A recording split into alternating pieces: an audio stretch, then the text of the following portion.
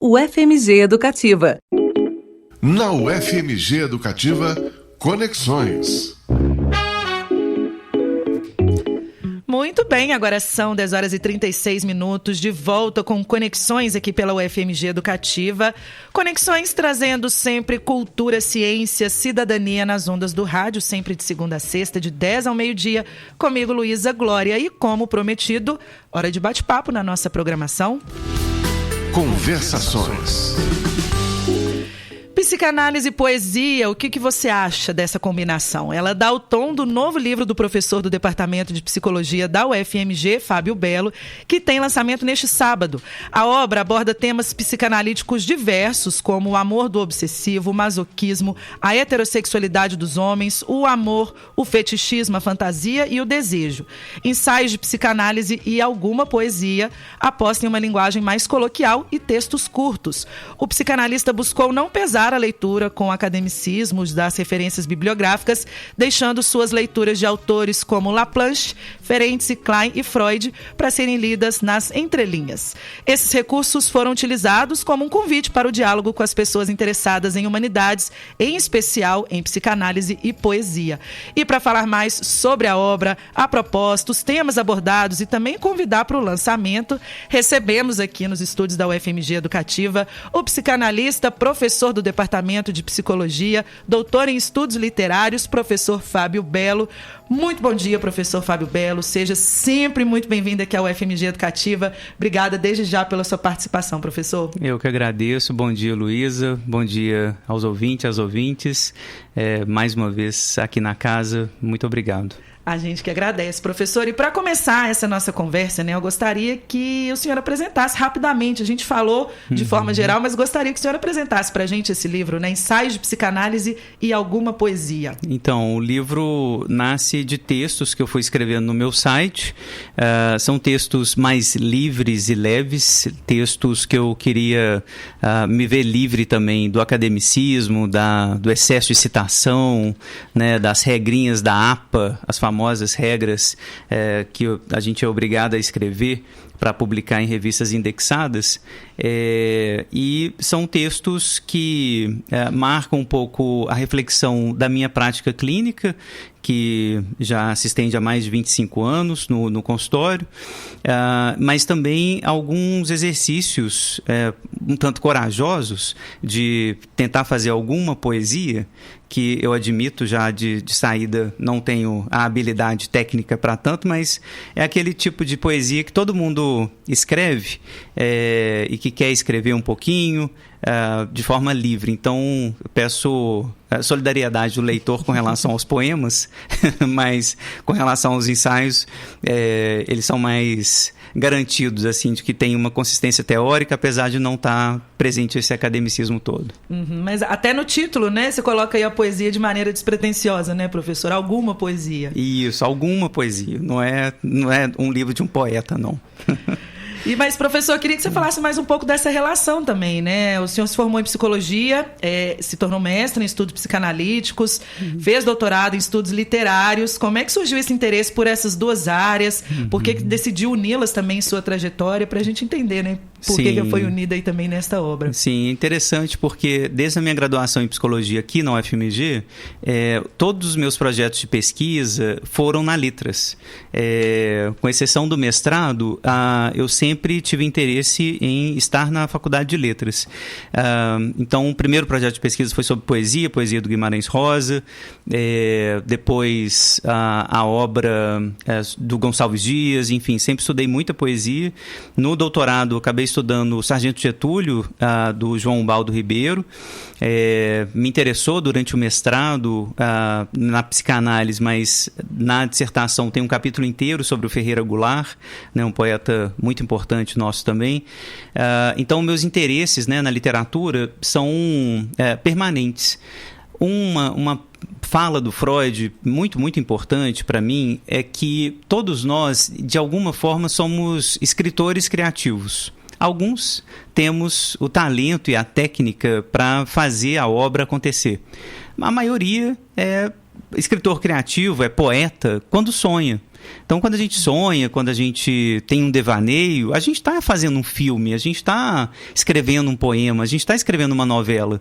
Não com o talento, né, de um autor como Guimarães Rosa ou Clarice Lispector, mas com o nosso talento, com a nossa criatividade, com o nosso desejo. E muitas vezes a gente tenta colocar isso a público, né? E eu acho que foi a tentativa que eu fiz ao longo desse tempo, né, nesses textos aqui desse livro. Legal. E antes da gente passar para algumas temáticas também, né, algumas abordagens no livro, professor, eu gostaria que a gente falasse um pouquinho do objeto mesmo, né? A gente está aqui com ele, depois a gente vai até colocar imagens também para os nossos ouvintes, mas dessa escolha, dessa publicação, né? Porque parece que também o índice não é feito de maneira tradicional, né? Os números das páginas não estão em ordem crescente, segue uma ordem subordinada aos nomes dos capítulos, que esses estão dispostos de maneira alfabética. Por que fazer essas escolhas? Conta um pouquinho pra gente da escolha do material, do livro. Perfeito. A ideia inicial era trabalhar com o meu irmão, o designer gráfico Diego Belo, a quem quero agradecer aqui publicamente, né, pelo trabalho do projeto gráfico do livro. E no briefing que eu fiz com ele, eu falei que eu queria sempre um livro de bolso. Meu sonho era escrever um livro-objeto gostosinho, um livro presente, que você poderia dar de presente para alguém e falar, nossa, que livro gostosinho, que livro bonito, gostoso de pegar. Os livros da extinta Kozak Naif são livros que eu gostava muito, né? A edição é bonita, a edição é gostosa, sim, ela tem uma história. E o Diego ouviu muito bem assim, esse desejo de conversar com a Moleskine, que é um caderno que a gente gosta muito, eu e ele gostamos muito, né, de pegar no caderno Moleskine. Então essa capa e esse formato, né, pequenininho, imita um pouco a Moleskine. E as cores, né, são cores que eu gosto, em particular o azul, o branco, e ele colocou esse rosa aqui lindo, né, na costura do livro. Se vocês abrem, vocês vão ver a linha que costura, também é uma linha rosa. Então, assim, ficou bastante confortável a leitura, muito gostoso de ler. Essa foi a ideia. O índice é a ideia de designer gráfico, né, de bagunçar um pouquinho e para mostrar também que não tem uma ordem certa para ler o livro. São ensaios livres e a liberdade também implica nessa liberdade de leitura. Legal. O leitor pode pegar, tipo aqueles livrinhos da sabedoria que todo mundo tinha em casa. Abrir uma página e na sorte ler um. E ler um aleatoriamente. Muito bom. E, professor, agora vamos falar um pouquinho, né? Como a gente apresentou o livro Ensaios de Psicanálise e Alguma Poesia, tem aí uma abordagem de teóricos como Laplanche, Ferenczi, Klein, Freud, mas uma linguagem diferente, né? Não é um texto acadêmico, não traz citações. Eu gostaria que você falasse um pouquinho disso, né? Como que surgiu a ideia dessa abordagem, qual a relação também das correntes desses autores, como que aparecem na obra? Sim. A ideia, obviamente, é tentar fazer com que esses ensaios reflitam aquilo que a gente pode chamar, a partir de Laplanche em especial, a exigência do pensamento psicanalítico. Né? Qual que é a exigência? Mostrar a preponderância, a primazia absoluta do inconsciente como uma alteridade irredutível. É uma alteridade irredutível, um outro que nos habita, que não pode ser reduzida a uma outra consciência. O inconsciente é outra coisa, é uma outra coisa que nos habita e para o Laplanche é muito importante, né, situá-lo como sexual, no sentido ampliado desse termo, que a psicanálise também vai atribuir a esse termo. O que ele quer dizer com isso? Que tem a ver com prazeres, com excitações, que a gente não consegue nomear, que a gente não consegue dominar completamente.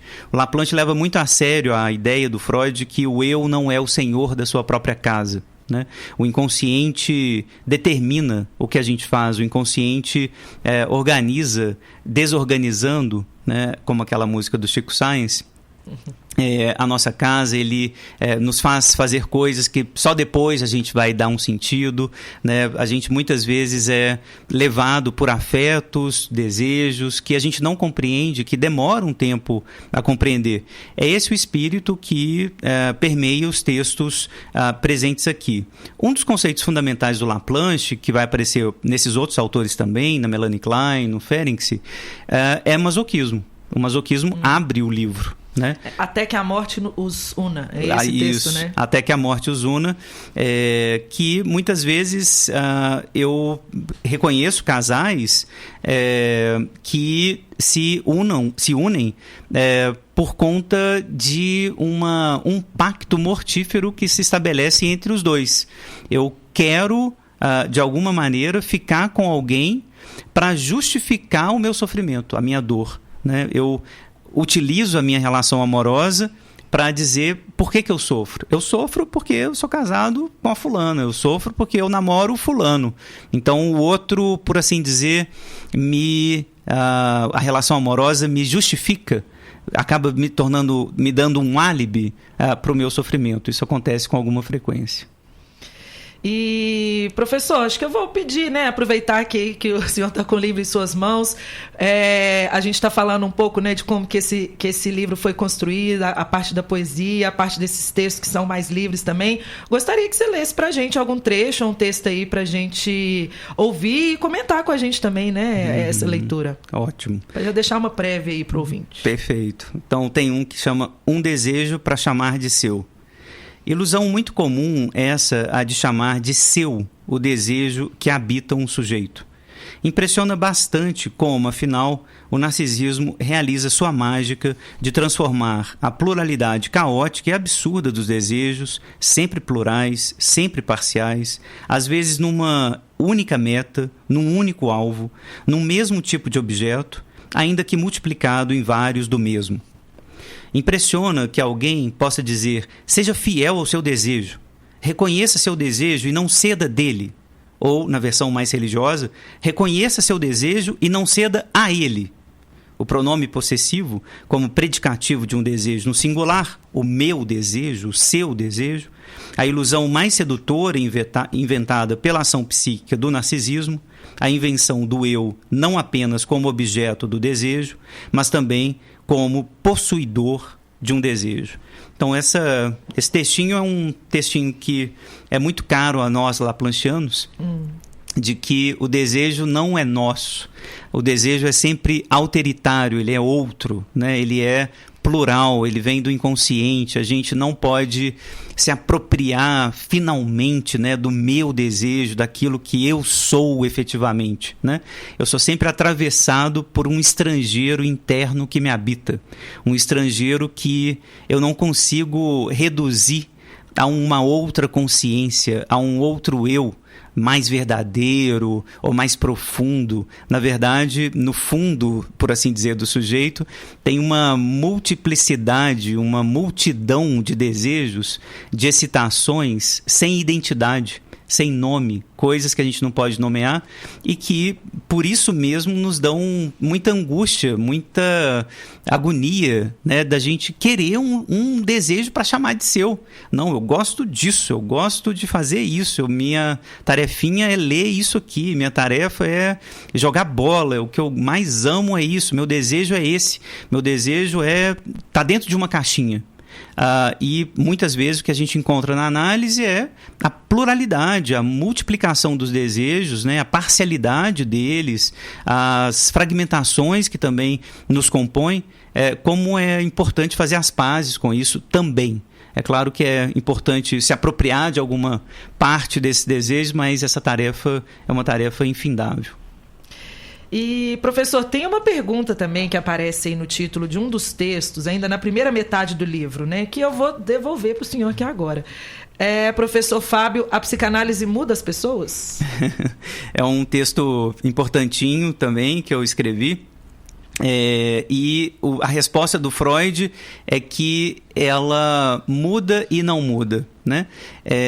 Muda no sentido de que, evidentemente, o trabalho de elaboração psíquica transforma radicalmente as pessoas ao longo de uma terapia, ao longo de uma análise. Então elas vão se transformar, sem dúvida nenhuma, elas vão se haver com desejos que elas não tinham coragem de se haver, mas ao mesmo tempo, a resposta do Freud, elas não mudam porque, diz o Freud, no fundo o sujeito permanece aquilo que ele era. Num sentido bem específico de que tem uma teoria, tanto no Freud quanto no Winnicott, um outro autor que eu gosto muito, que diz o seguinte: existe um eu mais ou menos pronto, dado, talvez até pelo nosso próprio corpo, que está pronto desde a origem. Tornar o que se é uma frase famosa do Nietzsche também, né? Torna-te o que tu és. Tem a ver, nesse espírito freudiano, winnicottiano, em encontrar esse eu verdadeiro habitado pelo nosso corpo desde o início. Então, no fundo, o sujeito permanece aquilo que ele era, ou seja, aquilo que ele era se ele pudesse ter sido, se ele tivesse encontrado as melhores condições ambientais dos pais, do cuidado que ele teve, para se tornar o que ele já era de fato. É como se o bebê tivesse uma tendência ao amadurecimento, essa é a palavra do Winnicott, e se ele encontra uma mãe suficientemente boa, ele vai se tornar aquilo que ele é, aquilo que faz parte do gesto espontâneo dele, né? Se ele encontra muitas invasões, muitas interrupções, ele deixa de ser o que é. A psicanálise, então, do ponto de vista winnicottiano, seria um processo para fazer com que o sujeito encontrasse essa tendência dele mesmo, né, se tornar aquilo que ele já é, mas que ele foi impedido, que ele foi invadido, que foi interrompido, né? Então, o Freud também tem um pouco dessa dupla visão, né, de que é claro que a gente se transforma numa análise, é claro que a gente aprende coisas novas, né, e se torna outro. Mas, no fundo, a gente dá muita sorte se a gente puder encontrar algo que a gente considera aquilo que é nosso mesmo, aquilo que o Winnicott chamava de gesto espontâneo. Isso é meu mesmo. Nossa, finalmente eu habito o meu próprio corpo. Finalmente eu sou o que eu sinto ser de verdade. Eu não sou um ator. Eu não estou participando mais de um teatro. Então, é um pouco nesse paradoxo que a psicanálise trabalha. Transformar efetivamente as pessoas, mas torná-las aquilo que elas de fato são. Legal. Professor, eu gostei desse formato. Eu gostaria que a gente repetisse. Tem um outro texto que você pode ler e comentar para a gente? Vamos. Tem um textinho, é um poeminha, micropoema chamado Mantra, que diz: o humano habita o matiz. É isso, é esse o poema. O humano habita o matiz. E é uma frase que me veio tem alguns anos já, e é um mantra mesmo. É um mantra, é um lema, algo que eu insisto, né, com os alunos aqui na UFMG, enfim, com os pacientes também, para a gente sempre lembrar que nós não temos uma essência. Se tem algo que irrita um pragmatista, né, alguém que estuda pragmatismo como eu, é essa palavra, essência. Essência identitária, essência do desejo, enfim, uma essência que poderia dizer aquilo que o sujeito é mesmo, sem nenhuma dúvida, né? O humano habita o matiz implica em reconhecer que nós somos nuance praticamente com relação a tudo que a gente faz, o que a gente sente, o que a gente pensa. A gente não tem uma resposta pronta para o que a gente deseja, para o que a gente é. A gente precisa estar aberto a um outro poeminha, a esse Sankalpa que eu falo aqui na página 231, que é aprender mais, ensinar melhor. Esse é o meu Sankalpa. O Sankalpa é uma frase, né, que os indianos utilizam essa palavra para um objetivo de vida, né, algo que também é um tipo de lema, né, mas que dá sentido para a sua vida, né? E o meu é esse: aprender mais, ensinar melhor. Né? E estar aberto a isso, a aprender o tempo todo, a lembrar que a gente não sabe de tudo, e que quanto mais a gente sabe, esse é o paradoxo, mais a gente vai saber que não sabe, maior vai ser a fronteira com o não saber. Eu acho que a ideia é um pouco essa, assim, de que aprender esse matiz, aprender essa nuance, né, de que não tem nada preto e branco na vida, assim, nesse sentido de ou um ou zero. Né? Que na vida humana o tempo todo a gente vai ter que manejar matizes, né, entre o bem e o mal, né, tem uma nuance incrivelmente grande, infinita, que nos angustia muito. A gente gostaria que tivesse 2 times só, o bem e o mal, né, o preto e o branco, né, essa ideia ridícula das raças, por exemplo, né, que tenta definir as pessoas pela cor, né, sem prestar atenção nos evidentes matizes, né, por exemplo, das cores, das peles das pessoas, mas que elas são apagadas, né, por um binarismo tosco, né, que torna, por exemplo, brancos e não brancos, né, as únicas coisas que existem. Então, é esse tipo de aprendizagem com relação ao matiz que me interessa. Uhum. E, professor, o senhor estava contando para a gente também, né, que o livro veio até de textos que você já escrevia, né, no site, porque você promove essas formas de contato, né, com conteúdo de psicanálise de forma gratuita e acessível. Tem um canal no YouTube com referências e discussões sobre a psicanálise no mundo contemporâneo. Também no Spotify tem um projeto de extensão Conversas Virtuais em Psicanálise. Fala um pouquinho pra gente desses movimentos, né, de trazer a conversa sobre a psicanálise para esses espaços também, e qual a inspiração para essas iniciativas, né? Tem a ver com a escolha de escrever o livro também nessa linguagem? Tudo a ver. Eu acho que a tarefa precípua da universidade, né, um dos braços importantíssimos da universidade, a extensão, né, trabalho que vocês fazem aqui, por exemplo, na rádio, que é muito importante para a gente, de divulgar a pesquisa, o que a gente tem feito ao longo dos muros, dentro dos muros da universidade, de tentar fazer isso ir para fora, né? O projeto de extensão Conversas Virtuais sobre Psicanálise, ele também tem múltiplos braços, um deles o canal no YouTube, né? E o outro o Spotify, né? O canal, o podcast, né? No qual eu entrevisto pesquisadores que publicaram livros, artigos sobre temas em psicanálise. No canal do YouTube eu dou aulas abertas e públicas sobre temas importantes de psicanálise também, baseado na minha experiência como professor de psicanálise 1, aqui já há mais de 12 anos na UFMG, que é uma introdução à psicanálise. Então eu gosto de falar de temas introdutórios, mas de uma maneira um pouco mais consistente, de maneira aberta e pública no canal. Então essa ideia, né, de usar um braço da universidade, né, como extensão para fazer a UFMG chegar em lugares onde eu jamais imaginaria que ela chegaria, né, no interior da Paraíba, né, eu recebo mensagens assim, fora do Brasil, né, aqui é sala de aula, né, hoje em dia eu dou aula para 80 alunos, é uma turma até grande de psicanálise 1, mas antes, né, na minha época, a minha turma, né, que eu fiz graduação, tinha 20 alunos, né? E essa tecnologia não estava disponível. Então, hoje em dia, quando eu recebo, né, do interior de São Paulo, do interior da Paraíba, né, mensagem: olha, sua aula me ajudou muito, a gente usa sua aula no curso, a gente está ouvindo você no curso de psicologia aqui no interior, né, de Minas Gerais. Isso me dá uma alegria enorme, porque assim, a gente sente que a UFMG chega lá, né? Um material, né, que a gente tem por meta, né, produzir com qualidade, com as referências necessárias para que ele seja utilizado também em outras universidades ou fora dela.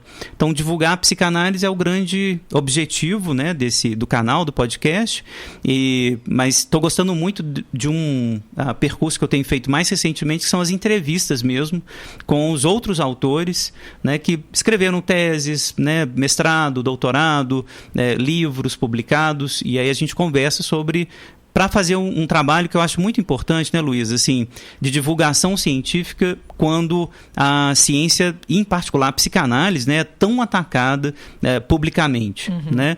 Então acho que é um contra trabalho, né, assim, de ataque que a psicanálise sofre constantemente, né, mas também a ciência de maneira geral. Tá? Então, acho que é um trabalho fundamental assim, de ser mantido para que haja ciência divulgada de maneira um pouco mais popular, né? Que ela seja compreendida por uma massa maior do que a massa universitária. Muito bom. E, professor, então, tem lançamento neste sábado, né? Quer convidar os nossos ouvintes para o lançamento? Sim, por favor, o lançamento é aberto, público, vai ser no Minas 1, no clube, Minas Tênis Clube, que fica ali na Rua da Bahia, 2244, onde tem um teatro ali. Então é só chegar no teatro, ali você se informa onde que vai ser o lançamento, vai ser no andar de baixo, mas chegando ali na Rua da Bahia 2244, vocês vão encontrar o teatro, o espaço Unimed cultural ali do Minas Tênis Clube, é aberto, público, então vocês podem aparecer lá só para folhearem o livro se não quiserem comprar, me darem um abraço, então estão todos convidados para aparecerem lá no Minas. Muito bom. Para a gente encerrar, professor, pode pedir mais um texto? Mais um, que é o poema que está na contracapa do livro, que se chama Tecer e Rasgar. E ele diz assim: é preciso muito esforço para tecer, muito. Destecer é bem mais rápido. É preciso muito tempo para criar simetria e encontrar o padrão certo de fios, de cores, de tons. Desencontros são mais frequentes. É preciso trabalho quase infinito para remendar, colar, reparar. Rasgar, queimar, partir em pedaços é mais fácil. Então, esse poeminha também, Tecer e Rasgar, que vai dar inclusive a inspiração para o Diego fazer, né, essa tessitura que compõe essa trança, né, do título na capa, né, ele diz sobre algo que aparece na clínica com muita frequência, né? As pessoas falam do trabalho enorme que dá construir relações amorosas. Como é difícil construir uma boa relação com os nossos filhos, com, né, os nossos parceiros, parceiras, mas como é fácil estragar essas coisas, em especial as coisas amorosas, como é fácil destecer essas coisas, né? Como exige um trabalho enorme depois, né, de reparação, de cicatrização, né, que não se compara efetivamente ao trabalho de destruir alguma coisa. Então, na clínica, várias vezes aparece isso, né, assim, de uma pisada na bola, né,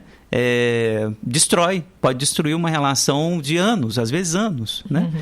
E alguma coisa banal, né, que a gente faz ou fala tem um efeito catastrófico, né, numa tessitura que aparentemente estava bem curtida, bem mantida, mas que não suporta muitas vezes o mortífero que aparece, né, nas nossas relações também. Muito bom. Professor Fábio Belo, muito obrigada pela presença aqui na UFMG Educativa. Obrigada pelo papo. Professor, conte sempre aqui com a gente. O senhor sabe disso, né? Estamos aqui. Muito obrigado. Muito obrigado. Obrigada e até a próxima, então, professor. Até a próxima. Aí, essa foi a nossa entrevista, a nossa conversa com o psicanalista, professor do Departamento de Psicologia da UFMG, doutor em Estudos Literários pela Universidade, professor Fábio Belo. A gente conversou sobre o seu novo livro, Ensaios de Psicanálise e Alguma Poesia. A obra tem linguagem mais coloquial, textos curtos que abordam temas psicanalíticos diversos, como o amor do obsessivo, o masoquismo, a heterossexualidade dos homens, o fetichismo, a fantasia e o desejo, como a gente ouviu em alguns trechos aqui, alguns exemplos, né?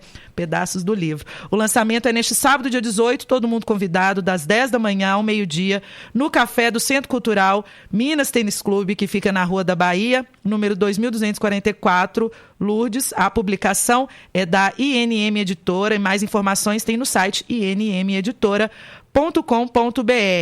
E a gente vai deixar também os endereços, né, dos canais do professor para acompanhar o trabalho do professor Fábio Belo. Tem o canal no YouTube, youtube.com/Fábio Belo. E no Instagram, @Fábio Belo 1976.